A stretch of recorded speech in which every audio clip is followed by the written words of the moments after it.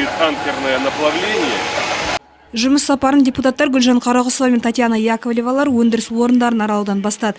КТП жауапкершілігі шектеулі серіктестігі ауыл шаруашылығында қолданылатын тұқым себу қондырғысымен таныстырды. Бұл академик Валентин Дуреченскийдің ойлап тапқан қондырғысы. КТП жауапкершілігі шектеулі серіктестігі басшылығы тұқым себу құралын шығаруға рұқсат алған. Әзірге тек біздің өңірде ғана шығарылып жатыр. Жаңа қондырғының артықшылығы айналғыш тетіктері қопсытылған жерді аударып отырады, ал бункердің сыйымдылығы 700 келі дәнге есептелген.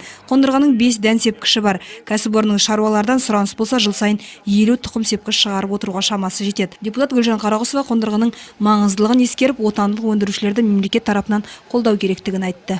Кеңейтілген үкіметтікі отырыста президент көп тапсырма үкіметке берген.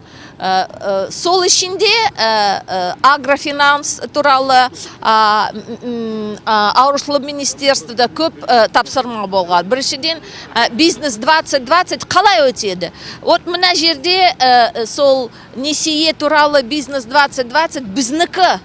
Ақпараттық насихаттық топ мүшелері қаржы мамандарымен кездесті. Салық және бюджет кодексі енгізілген өзгерістер талқыға салды.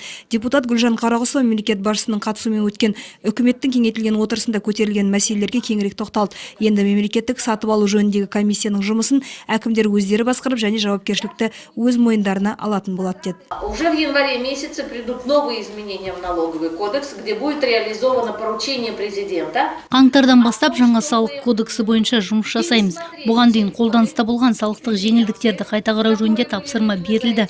Алдағы уақытта салықтық базаны одан әрі жетілдіре түсіруіміз керек. Батыс елдердің салық жүйесіне негізге алуымыз қажет. Бюджеттік кодекстің де жағдайы сондай. Бюджеттік тәртіп деген нәрсеге баса көңіл бөлу керек. Бюджет қаражаты толық игерілгеніне ғана емес, оның мақсатты түрде жұмсалғанын қадағалауымыз керек. Кездесуден соң мәжіліс депутаттары Стройдеталь жауапкершілігі шектеулі серіктестігінің өндіріс цехын аралап көрді. Кәсіпорын бетон плиталар мен жиек тастар шығарады. Қуаттылығы жылына 200 мың текше метр өнім өндіруге қауқарлы. Үдемелі индустриалды инновациялық жобалар қатарына енген. Зауыттың екінші сатысын іске қосу жоспарланып отыр. Мәжіліс депутаттарынан құралған ақпараттық топ тағы да бірнеше әлеуметтік нысандарды аралап, ертең Мәртөк ауданына барады. Ақпан Сұлтанмұратова, Алексей Оразов, тәулік.